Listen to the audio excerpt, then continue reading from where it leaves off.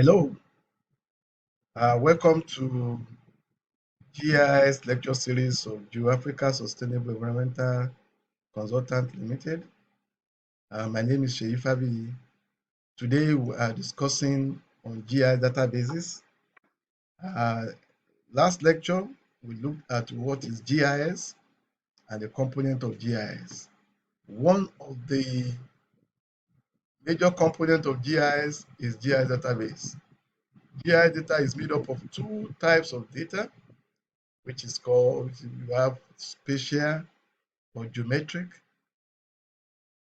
database or map component or cartography. And then we have the non-spatial or aspatial or attribute database data. So these two data types makes a GIS component, GIS database. So as we said in the last lecture, GIS has five major components, which include the software, which is the software. We have the Esri, we have the Esri, which are the proprietary software or commercially available software. We also have the open source GIS software like QGIS and GRASS and other types of GIS software. And we said we have the raster GIS and vector-based GIS. Also, we have people, which are the experts that can manipulate the data to solve problems. The main focus of GIS is to solve problems that are related to the earth surface or that are location-based. We also have procedure, which are the techniques and methods of solving problems, which can be upgraded or be upscaled using GIS techniques. We also have the hardware, which include the computer systems, the server, we have the printer, the plotter, the film writer, the drone, GPS, and all these peripherals. These are the hardware component of the GIS. And then we have the almighty data.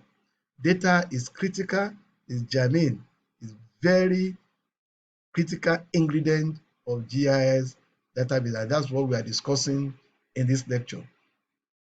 In the subsystems of GIS, we have the input subsystems, we have the output subsystems, then we have the processing component. We have the data input processing, data storage and retrieval and database management, data manipulation and analysis, display and product generator, and these ones depend or rely heavily on data and databases. That is why data is very, very critical and very, very important. So we are going to look at what are the data we use in GIS. We have two types of data. As we said earlier on, we have the spatial data, we have the attribute data. The spatial data can be modeled, can be captured, can be represented in two formats. We have the raster format, we have the vector format. Raster format is when data is represented by grid of cells, while vector data is represented by a series of points and arcs. Points and arcs. The points are regarded as nodes. So data in the vector environment can be represented as point, line, and polygon. Very soon, we shall be going for the illustration on the point, line, and polygon. So we see in this part of the data that this is the river channel, this is a vector data. River channel. This same river channel is represented in the raster environment as grid of cells. The blue portion represents the river channel, while the gray or white portion represents the area of no data. This same river channel is represented in this format, and that is in the vector environment and then in the raster environment. That is the way data are represented as the spatial data are represented. So we have some software that are basically to process and handle data in the vector environment, while some software heavily analyze and process data in the raster environment. Such software are known as either a raster-based GIS software or vector-based GIS software. Apart from the raster spatial data, we also have the attribute data. Attribute data are actually a description or further information about the spatial data. They are data that are represented in that describe or provide more information, provide more data set, more description, more attributes of the spatial data. So, and the attribute data can be in different scale or different representation. It can be ordinal. If it's ordinal scale, that means it's just like it can be nominal scale. It can be labels, names of objects like cities like Ibadan, Lagos. That is nominal data. It can be ordinal data in which we have the first order stream or second order stream, or we have the high density, low density, medium density, in which case they are in ranks. They are ranks. So we can also have interval scale, in which case you have data that can be numerically represented, but they are not mathematical. That means they do not have zero origin. For instance, temperature can have a value of 10 degree and can also have a 20 degree. That does not mean that 20 degree centigrade is twice as hot as 10 degree centigrade. You can also have a ratio scale. Ratio scale is the one that has a zero origin. You can have 0 naira, you can have 100 naira. So if you have 10 naira and somebody has 20 naira, actually 20 naira is twice the size of 10 naira.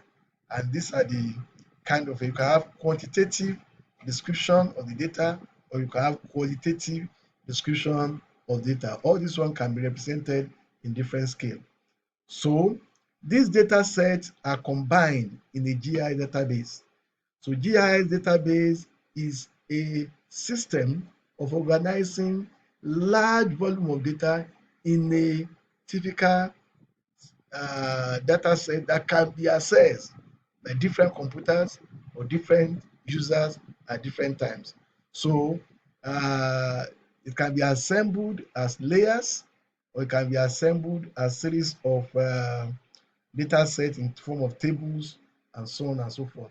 So how do we store GIS database? You can store it as a flat file like Excel. Excel file are very useful in GIS, and you can import it from Excel data set and bring it into the GIS. So flat file is the type of file that don't have relationships. They are just spread one to one relationship. You can also have hierarchical files. We store data in more than one records. You can have different records linked together in form of parent-child relationship, in which case the the parent, and then you have children. You have the children of about, can be 2 layers. You can have another layer. It's like a tree-like structure. And then we have relational file. Relational file is a type that they have connections of tables. You can have different tables, 10, 20 tables connected by index or pointer or key. And then this one can be, is very, relational data file is very useful in GIS because it is easy to access, uh, more easily than compared to hierarchical, because hierarchical you just have to get to the parent before you can get to the children. When relational, you can go from anyone to the other. Then we also have object-oriented database, in which case we have the, instead of having the inheritance like the hierarchical, the object-oriented inheritance is like relational and is very, very useful also in the more recent GIS database. The vector file are stored as DXF, DWG, GeoJSON, GeoMedia, shapefile, and all sorts of things. These are the kind of format in which we can store vector data set. When the raster data set, you can store it as ECW, you can store it as GeoTIFF, you can store it as BIL, you can store it as ADRG, you can store it as JPEG, and so on and so forth. These are different formats in which you can store the data. And there are some software that are specific to the kind of data format they can use. And you have to, when you are using any of the software, you must know the kind of format that can accept and what can use. When we get to demonstration level, we are going to show different types of things. Something that's also very critical in the GIS database environment is what we call data dictionary or metadata. Data dictionaries are the documents that contain keys to the data in the database. That means they provide information about the data. They are the data about the data. They provide the descriptions of the relevant details, such as the date of creation of the data, the custodian who owns the data, the original source of the data, where you got the data from. Is it from image? Is it from satellite image? Is it from existing map? And how we can assess the data quality, the accuracy level of data, and the cost attached to the data. So we are going to do some demonstration in the GIS environment, and then we show you the kind of data. Now, what we find here is the vector data, and you can see the point and arcs. Actually, a polygon in the vector environment is an arc that closes, that has the beginning node and the ending node at the same point. So we have the arcs, we have the polygon, and then we have a point. This is a point layer, which is just a non-dimensional point. You can see the point, and you can access the point, and you can check the data on the point. So we also have the uh, another one is the line. The line, if you want to know the kind of data set we have in the line, where we get the line, you can check the polygon, can get the can get the arcs and the nodes. You can see the arcs and the nodes. That's how vector data are constructed and they are made. Now let's go and check the raster data. This is an example of the raster data. So when you zoom to a level, the raster data is about Ibadan. You can see the pixel that are made of the raster. Now you can check the width of the raster data is about 0.5 meters. That is the width of the raster data. And by the time you zoom out, you can see the image properly. By the time you zoom out, then you expand it, you will see the pixel that are made of it. That's an example of a raster data, and we are showing you the example of a vector data. When you are working in this environment, when we want to check the attribute data, you can actually open the attribute table, and you see these are the information, further description of the attribute. This one contain the name, contain the name of this or each of these attribute data. Is talking about the industry in the metropolis, and these are different types of industry that you can find. You can zoom to this, and you can see this particular one that we have chosen. So you can actually move